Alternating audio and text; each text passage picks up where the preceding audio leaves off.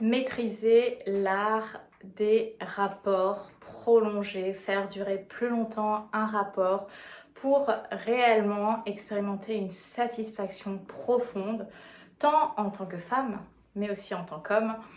Voilà la thématique que je souhaite aborder cette semaine avec toi. Lorsqu'on parle de sexualité, alors soit on va s'imaginer une sexualité très bestiale, animale, où les choses dérapent, un peu passionnelles et le rapport semble assez court, voire très court, surtout quand on peut souffrir d'éjaculation précoce, ou alors on s'imagine des rapports à rallonge où ça va durer des heures et des heures. Et en fait, il n'y a pas vraiment de règle. Déjà, le premier point, c'est que à des moments, on va pouvoir avoir envie et on a la disponibilité de prendre 1 heure, 2 heures, 3 heures pour se faire l'amour, et parfois on aura un temps plus réduit. Donc déjà, c'est sortir de cette pression que seuls les rapports longs vont avoir de la valeur. Après, j'en avais parlé sur un épisode du podcast. Il faut savoir que chez la femme, il faut à peu près 20 minutes pour que l'excitation monte. Donc, c'est-à-dire que en fait, avant 20 minutes, il ne devrait pas y avoir de stimulation au niveau de la vulve ni de pénétration. Donc, ça veut dire que pendant 20 minutes, vous faites l'amour hors pénétration. Vous vous embrassez, vous vous caressez, vous vous massez, vous vous léchez, enfin bref, vous êtes déjà en train de faire l'amour, vous êtes déjà en train de créer des sensations dans votre corps, et donc là vous avez déjà un rapport de 20 minutes. 20 minutes avec toutes les stimulations et les surstimulations qu'on a au quotidien, 20 minutes c'est déjà très bien en fait. Donc c'est d'avoir en tête un peu cette règle, cette indication des 20 minutes pour que la femme soit réellement mobilisée dans son excitation. Après ces 20 minutes, on peut rentrer dans d'autres pratiques. Si on veut faire de la pénétration, on fait de la pénétration. Mais justement, quel est le point vraiment concret qui fait que, notamment pour les hommes, les rapports vont être parfois trop rapides, et chez la femme, ça va créer cette frustration de pas déjà. Eh bien, on a tendance à faire ce qu'on appelle une sexualité de friction, c'est-à-dire qu'on va extrêmement stimuler le pénis, et notamment le bout du pénis, c'est-à-dire le gland ou la zone juste au niveau du frein. Et en fait, plus on va stimuler cette zone-là, et plus en fait ça risque de partir au niveau de l'éjaculation.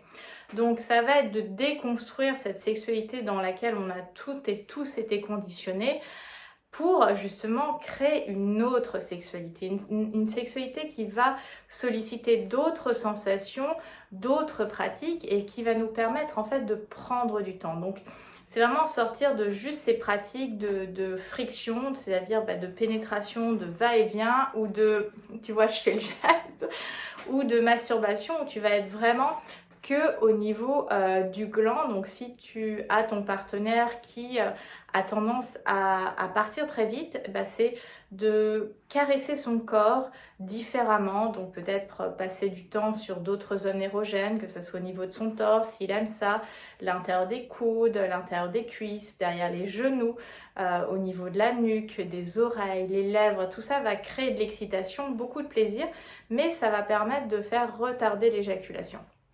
Après, justement, c'est de venir se focaliser sur notre respiration. C'est-à-dire que quand on sent que le plaisir monte, que ça soit homme ou femme, là c'est vraiment pour les deux, eh bien on va avoir tendance à bloquer notre respiration, et c'est ça qui nous amène davantage à céder à l'orgasme, céder à ce relâchement, à cette éjaculation.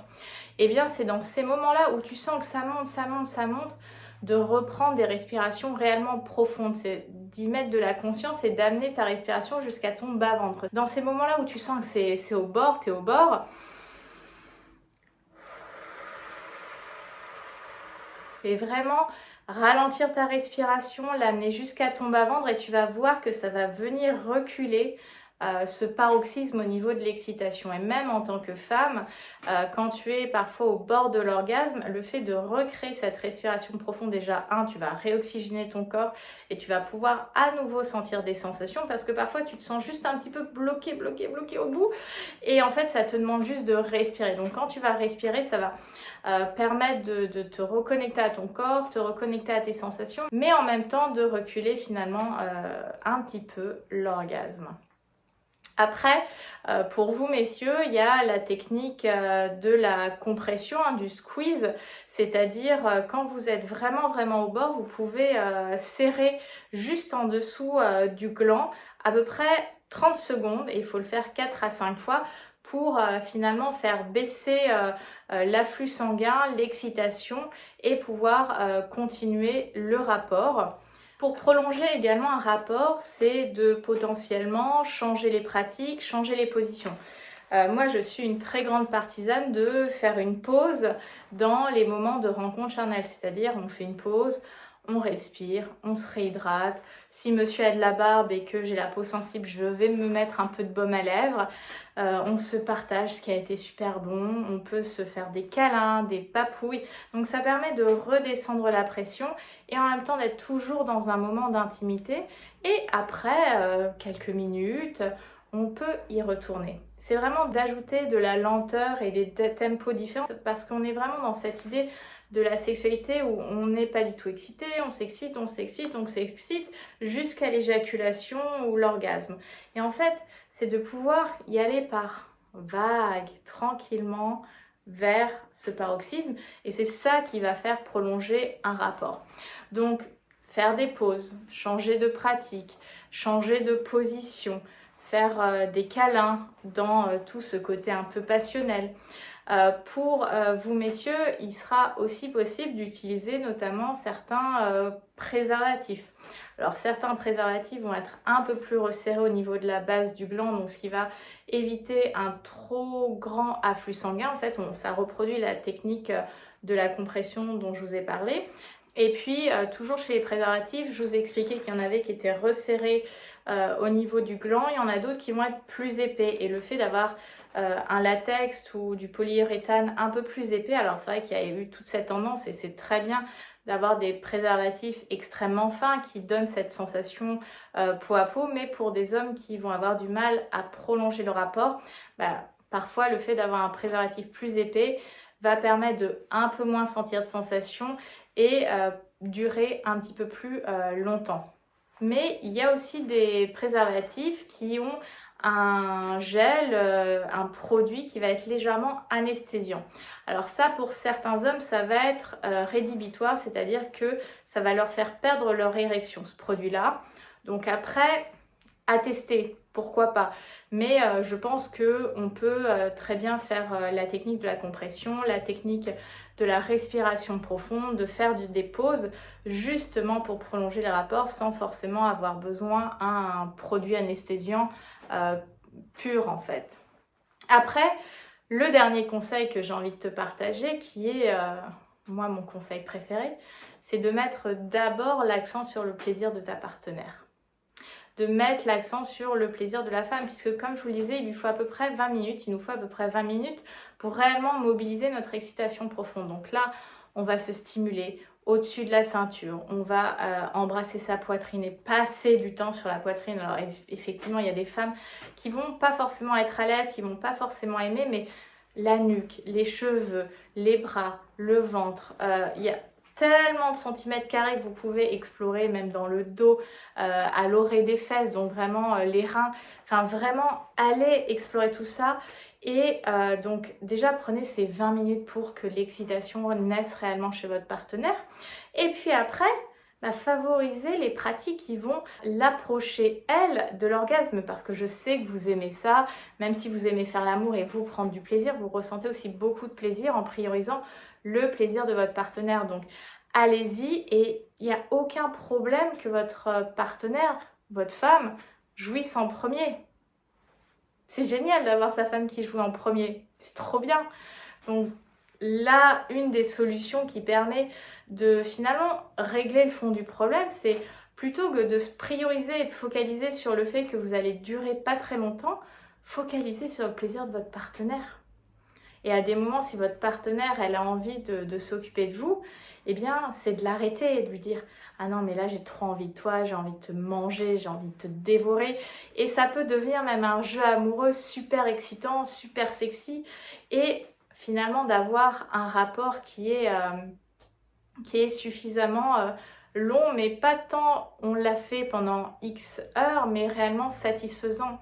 Et puis tout à l'heure, je parlais des 20 minutes d'excitation pour la femme. Il faut savoir qu'au-delà de 20 minutes de pénétration, c'est peu probable qu'elle ait un orgasme par la pénétration. Alors déjà, c'est pas la majorité des femmes qui vont jouir par stimulation seule, interne seulement du clitoris.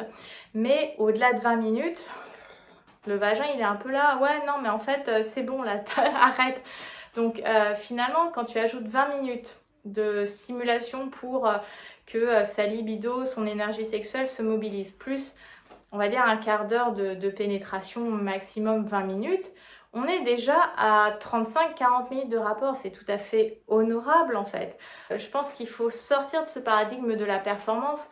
Je faisais d'ailleurs une vidéo sur le quickie.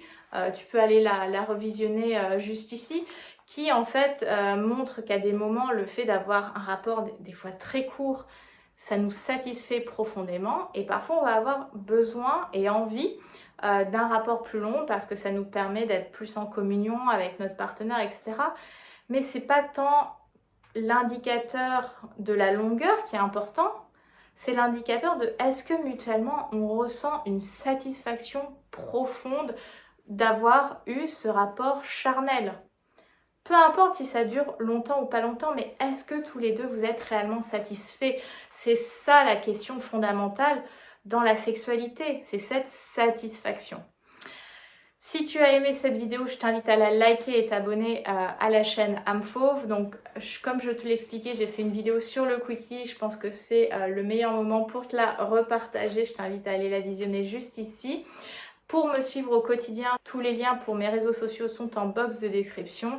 Et puis pour toutes les femmes qui ont envie justement de se réapproprier leur plaisir, leur corps et leur désir, je vous rappelle que l'école du plaisir ouvre ses portes le 12 juillet. Donc il s'agit d'un groupe digital de coaching pour la vie intime en tant que femme, pour retrouver du plaisir, sortir de la culpabilité, de la honte, mieux comprendre comment cultiver ton désir, avoir plus envie et surtout ressentir un plaisir beaucoup plus satisfaisant et intense. Le lien d'inscription est dans la bio, je t'attends. Et je vais conclure la vidéo comme j'adore la conclure. Libère ta version fauve et surtout, rugis de plaisir. Bye!